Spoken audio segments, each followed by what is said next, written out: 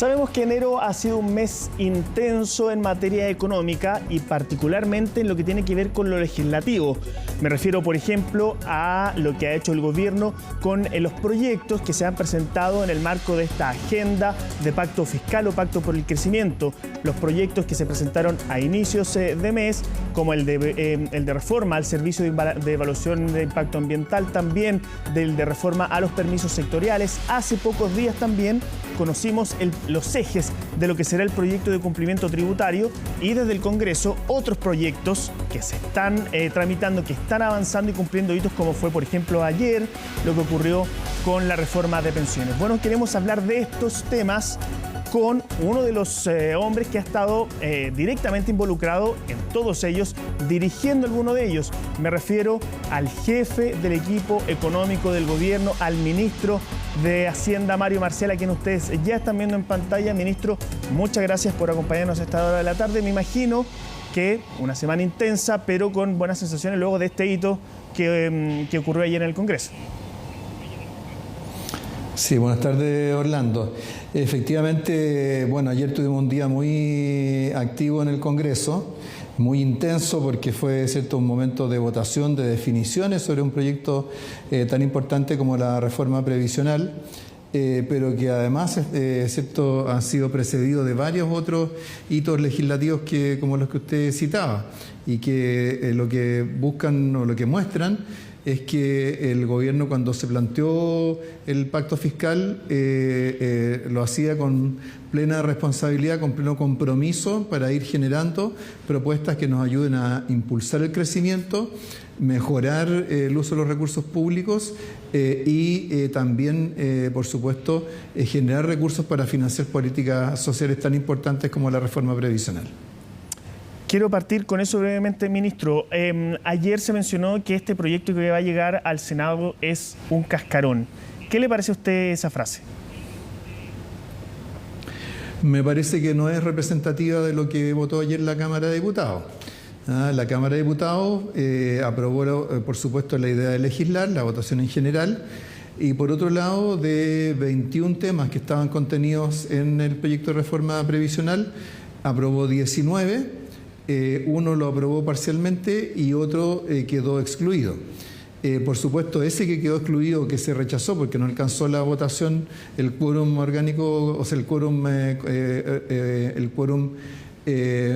calificado, es, por supuesto, importante, que es la cotización adicional del 6% de los empleadores, su distribución entre cuentas individuales y seguro social. Y por supuesto es algo que es de las primeras cosas que ¿cierto?, habrá que reponer y discutir en el Senado una vez que se inicie su tramitación. Ahora, ese era un tema que iba a ser centro de la discusión de todas maneras, así que en ese sentido no ha cambiado tanto, pero por otro lado hay que tener claro que los otros 18, 19 puntos que sí se aprobaron, no es que, es cierto, en la siguiente etapa de la discusión el Senado pueda hacer borrón y cuenta nueva. Yo hoy día vi unas declaraciones de gente que dice, no, todo parte de cero. Eso no es así en nuestro proceso legislativo. En nuestro proceso legislativo, en una Cámara se aprueban los proyectos, en una Cámara de origen, luego van a la Cámara revisora, luego se vota lo que aprueba la Cámara Revisora, y en todos los temas en los cuales haya diferencia se resuelven en una comisión mixta. Por lo tanto, los temas que están aprobados por la Cámara de Diputados ya están sobre la mesa de lo que sea la versión final de la reforma previsional, una vez que se avance a los pasos siguientes, por supuesto. Así claro, que, pero la idea de cascarón o de que todo empieza otra vez desde cero no es correcta. Partimos con algunos temas avanzados, siempre los senadores y senadoras querrán revisarlos, por supuesto, pueden tener opiniones distintas, y otros que, ¿cierto?, habrá que generar propuestas nuevas o reactivar, ¿cierto?, su discusión, como es el caso de la cotización adicional de los empleadores. Y en ese sentido, ustedes me imagino que ya están manejando una estrategia, porque acá van a tener que negociar nuevamente con partidos que lo dijeron directamente ayer. Estaban aprobando la idea de legislar, pero se iba a tener que conversar sobre la distribución y esta nueva cotización del 6% que hasta hoy día no la tenemos. El gobierno está dispuesto a seguir moviéndose. Sabemos que hay algunos que han planteado este 4,2, otros este 4,2, 1,8, y con ellos se va a tener que conversar para lograr el quórum necesario. Bueno, por supuesto que en el proceso legislativo se discuten alternativas, se presentan propuestas, se ve, ¿cierto?, si hay posibilidad de convergencia, y el gobierno tuvo esa disposición en la Cámara de Diputados y, por cierto, también la va a tener en el Senado, de eso no cabe duda. Lo importante, ¿cierto?, es tener claro, ¿cierto?, los objetivos que se están planteando para la reforma, y si acaso en variantes de lo que está propuesto, esos objetivos se pueden seguir cumpliendo. Y en esto hay que acordarse que el objetivo fundamental de la reforma previsional es mejorar las pensiones futuras de los trabajadores y trabajadoras y mejorar las pensiones actuales de jubilados y jubiladas, y hacerlo de manera sostenible en el tiempo. Pero en ese sentido, entonces, ministro, en la medida que tengamos alternativas... ¿Sí? Porque en ese sentido, así como a última hora en la Cámara de Diputados se llegó a este 3-3, algo que había evitado el Ejecutivo, ¿en el Senado se podría seguir corriendo esta línea hacia el 4-2, por ejemplo? Sí, a ver, lo que yo diría es que primero tenemos que tener claro que para que haya mejora de las pensiones de los actuales jubilados, se requiere que haya seguro social. ¿Ya? Sus dimensiones, la manera en que se calculan los beneficios, siempre estará abierta a discusión, pero tiene que haber ese componente de seguro social. Por otro lado, yo creo que es interesante que en la votación de ayer en la Cámara de Diputados, si bien se rechazó el 6% de cotización adicional y la distribución 3-3, hubo componentes del Seguro Social que se aprobaron con una votación bastante importante. Por ejemplo, la igualación de la situación de hombres y mujeres, dadas sus diferencias en expectativas de vida. Por ejemplo, los beneficios para personas, fundamentalmente mujeres, que han tenido que abandonar el mercado del trabajo para cuidar de adultos mayores o de niños pequeños o de personas con discapacidad. Entonces, creo que también en la votación de ayer uno encuentra ciertas pistas con las cuales puede seguir la discusión, en la medida que clarifique bien para qué se necesita el seguro social y cuáles son las dimensiones requeridas para eso, ¿cierto? Y cómo se puede aportar los recursos a las cuentas de capitalización. Así que, digamos, espacio para conversar va a haber. Pero al mismo tiempo yo creo que tenemos que ser conscientes de la urgencia que tiene este tema, porque acá, ¿cierto?, lo que está en juego no es solamente ¿cierto?, las tesis de distintos sectores políticos. Lo que está en juego es el bienestar de los actuales jubilados, que tienen, por supuesto, problemas importantes en su calidad de vida, en los recursos con los que cuentan, y también de los futuros jubilados y de los trabajadores actuales que quieren tener mayor certeza sobre las pensiones que van a obtener en el futuro y que esas pensiones les van a permitir condiciones de vida dignas. Ministro, uno de los temas donde sí hubo mayor consenso ayer en términos de cómo se dio la votación fue en el aumento de la PGU. Y ese proyecto tiene directa relación con esta otra iniciativa que ustedes dieron a conocer los ejes esta semana, que se presentaría en el corto plazo, que es el de cumplimiento tributario. ¿Usted espera que este nuevo proyecto, que ya han surgido algunas dudas, algunos temores desde el sector privado, que hemos estado acá analizando en el programa, se permita una tramitación rápida de este proyecto, dado que están ambos interconectados? Sí, es muy importante esa interconexión y gracias por mencionarlo. Primero porque en la votación de ayer es interesante que no solamente se aprobó el artículo que aumentaba la PGU, sino que también el articulado transitorio donde se establecía que para esto se requería tener un financiamiento fiscal permanente y suficiente. Entonces, creo que es la primera vez por lo menos en lo que fue la discusión en la Cámara, en que se reconoció ese vínculo.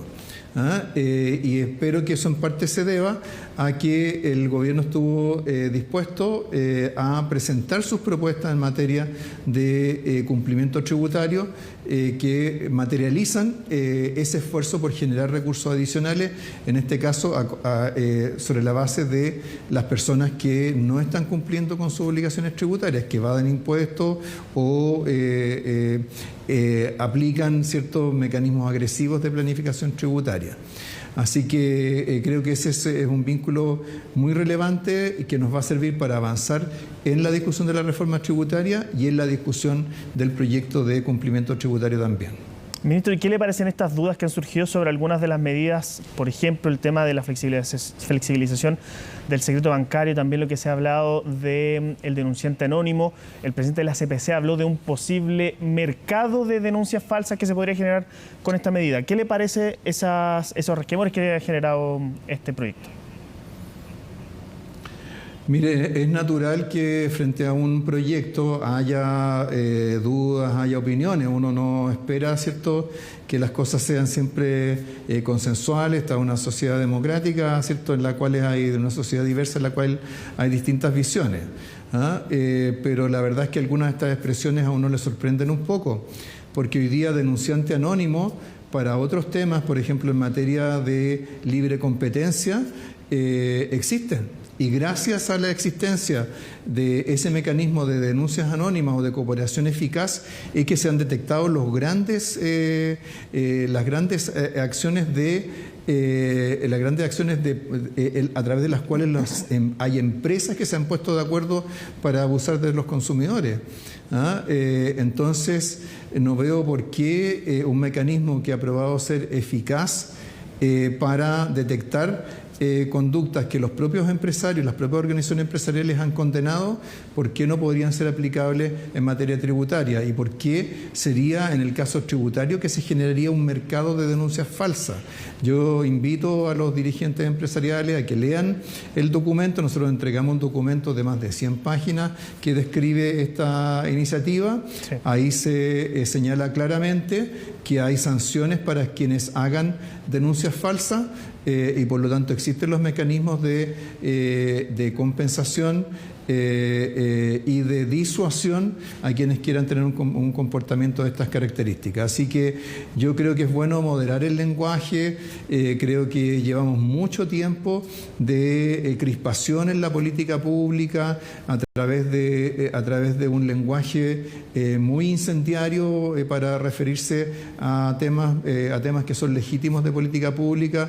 Creo que el rol de todos los que tenemos una participación en el espacio público es moderar y concentrarnos en discutir las sustancias de las cosas y no generar imágenes inadecuadas o exageradas de lo que se propone. Ministro, y sobre este otro tema que ha surgido respecto a la flexibilización del levantamiento del secreto bancario, hay algunos que acá en el programa han dicho que este tema ya de alguna forma está cubierto por la legislación actual y que acá se estaría de alguna forma poniendo en peligro la privacidad de las personas, la protección de datos de las personas. ¿Qué le parece eso? Lo digo porque me imagino que si esto se entra en una discusión de protección de derechos fundamentales, por ejemplo, derecho a la privacidad, esta norma incluso podría llegar al Tribunal Constitucional en algún momento. Sí, mire, yo quisiera recordar que hace unos cuantos años atrás, cuando Chile estaba en el proceso de incorporarse a la OECD, un requisito fundamental fue flexibilizar el secreto bancario, porque en ese momento la manera en que se aplicaba en Chile era tan rígida y tan monolítica que en el análisis comparado con otros países, Chile aparecía como una suerte de paraíso tributario, paraíso fiscal, que no era admisible para integrar la organización, y en ese momento se introdujeron algunas modificaciones, pero aún así Chile sigue estando en un extremo en la comparación con economías de mercado, con sistemas políticos liberales, con protección de la privacidad de las personas, donde se entiende que cuando se trata de investigar delitos tributarios, de detectar delitos tributarios, de detectar otro tipo de delitos donde está involucrado el dinero, tiene que haber la posibilidad de levantar el secreto bancario, y eso tiene que ocurrir en el proceso de generación, o sea, de detección temprana de este tipo de conductas y de generación de medios de prueba. Hoy día, es cierto, la manera en que lo aplicamos aquí en Chile, desgraciadamente, no es tan eficaz, porque requiere la anuencia del contribuyente. En ese proceso pasa bastante tiempo y muchas veces ocurre que el contribuyente tiene tiempo para realizar operaciones que terminan por impedir el acceso a la información real de lo que ha ocurrido con su situación financiera. Así que yo solamente repito algo que se dijo hace pocos días en un seminario por parte de un expresidente del Banco Central, en un seminario en el Centro de Estudios Públicos, sí, que le preguntó a quienes reclaman de esta medida, les preguntó por qué algo que funciona en una serie de economías de mercado en el mundo, ¿por qué no se puede aplicar en Chile? Y yo creo que no tenemos una respuesta muy clara a eso, no la hubo ese día y creo que no la tenemos hoy. Y dado que queremos ser un país integrado, que incorpore buenas prácticas de otros países que están más avanzados que nosotros, creo que este es un ámbito en el cual tenemos un referente bien claro. Me parece que esa es la situación similar que ocurre también con esta declaración de la conducta elusiva por ser administrativa, que también en la gran mayoría del mundo se da de esa manera. En este caso, este consejo autónomo que se va a generar, que no va a ser obligatorio seguir su dictamen para el Servicio de Impuestos Internos, pero, por ejemplo, el contribuyente va a poder usar ese informe si es que si es que este informe es positivo para el contribuyente y el servicio igual decide perseverar. ¿Va a poder usar ese informe como un medio de prueba, por ejemplo, o para apoyar su planteamiento? No solamente va a poder usar ese informe, sino que el pronunciamiento de este comité, en la medida de que la decisión final del servicio sea contraria a la opinión del comité, cambia el peso de la prueba. Y por lo tanto el servicio tiene que demostrar luego ante el Tribunal Tributario que está justificada su acción.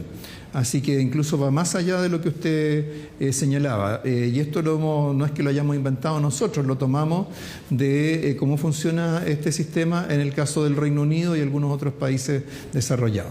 Ministro, solo para terminar, nosotros ayer conversamos con otros de los autores de ese estudio que usted ha citado, el del CEP, que también fue con Deloitte, con Hugo Hurtado, uno de los autores, y él seguía planteando sus dudas respecto al cálculo del informe, lo que se ha denominado el informe Yorrat. Decía que es difícil saber cuánto se puede recaudar si el diagnóstico tampoco está claro. ¿Se va a hacer algún nuevo proceso de cálculo de evasión, o de estimación más bien, de la evasión y elusión?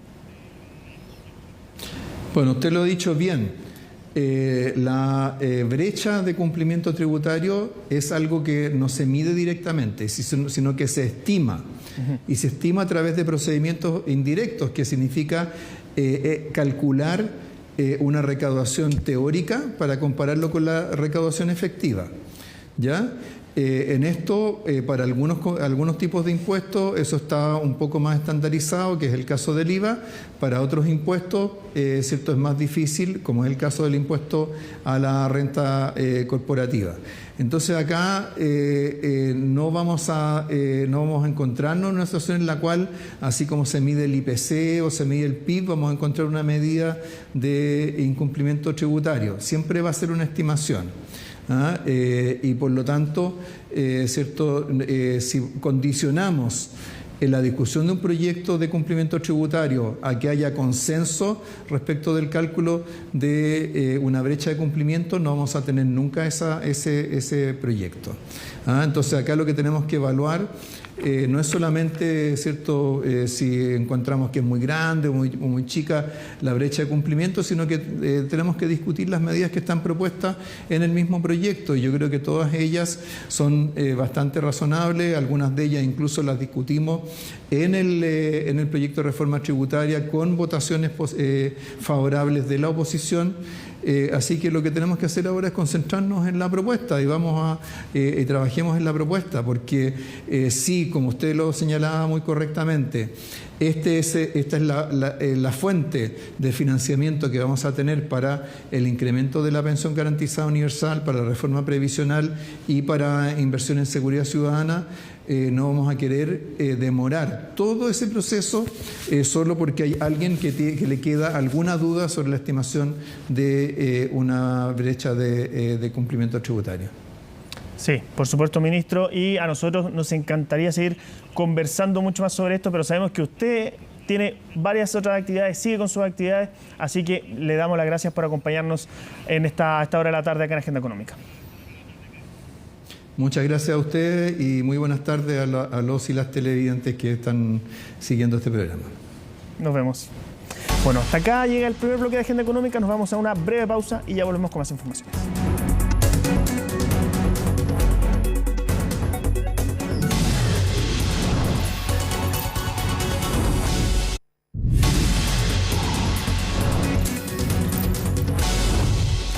Un dato clave de cómo la inflación de los últimos años ha afectado a los bolsillos de los chilenos es lo que está ocurriendo con los dividendos hipotecarios. Un estudio reciente determinó que en el caso de los departamentos, estos han subido más de un 30% en los últimos años, y en el caso de las casas, los dividendos han subido más de un 60%. ¿Cuáles son los motivos y cuáles son las medidas que se están tomando para paliar esto? Lo conocemos en el siguiente informe. Ahora propio no, un poco lejano, pero solo me queda la esperanza. Pese a los cambios que han habido en las tasas, igual siento que está la sensación de que es más caro. Uno de mis objetivos es comprar una casa, pero dentro del corto plazo yo creo que es casi imposible. Es que comprarse una vivienda para muchos hoy parece solo un sueño. En el caso de las casas, nosotros hemos visto un alza real promedio de los dividendos basado en la oferta de vivienda nueva del 64%, y en el caso de los departamentos del 33%. Según un estudio de la consultora inmobiliaria Tinsa, los montos de los dividendos experimentaron un aumento constante después del estallido social y la pandemia. La variación es notoria desde el 2018 hasta el 2023, sobre todo en las casas. En la región metropolitana han aumentado 68%, pero en regiones no es muy diferente, ya que la alza llega a 67%. En tanto, los departamentos aumentaron más en las regiones con 38%. Nosotros hemos visto que el precio de las viviendas ha subido en términos reales entre el año 2018 y el 2023. Un 37% las casas, un 11% los departamentos, siendo este el factor más relevante a la hora de definir o estimar los dividendos reales. Durante la pandemia, los créditos hipotecarios, o las tasas, mejor dicho, estuvieron muy bajas. Tuvimos tasas de 1.5 a 2.3, que son tasas que nunca habíamos visto dentro del mercado hipotecario.